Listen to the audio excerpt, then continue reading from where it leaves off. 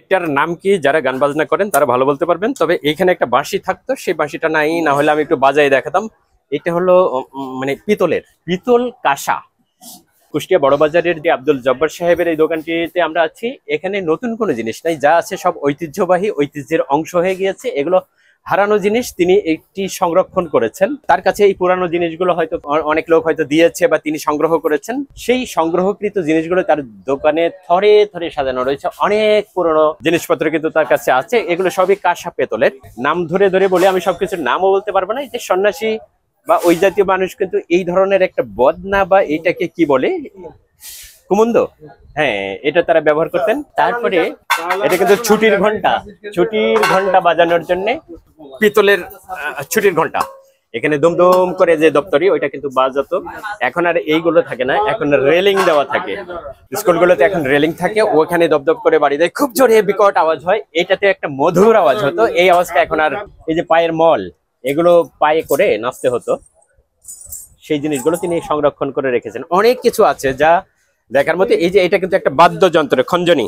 কুষ্টিয়া বড় বাজারের আব্দুল জব্বার সাহেবের এই দোকানটি। এখানে এই দোকানটিতে অনেক ঐতিহ্যবাহী পুরনো জিনিসগুলো, হারানো জিনিসগুলো তিনি এখানে সংরক্ষণ করে রেখেছে। আমি একটু, প্লেটও আছে কিন্তু, প্লেট সহ বদনা টদনা দিয়ে, কলস, অনেক কিছু কিন্তু রয়েছে।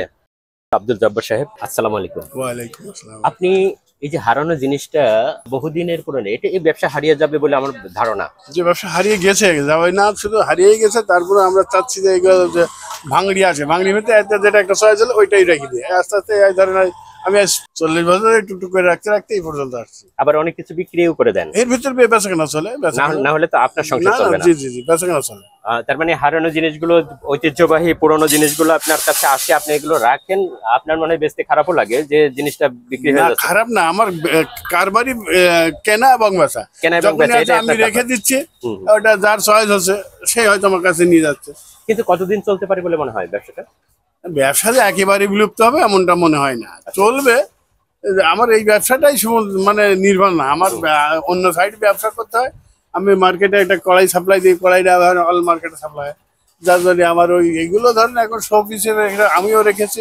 আর যার ভিতরে চয়েস হচ্ছে তার কাছে আমি হয়তো, মানে পুরনো ঐতিহ্যের এই কারবারটা আপনার ভালো লাগা থেকে আপনি করেন? জি জি, আমার ভালো লাগে। অনেক ধন্যবাদ।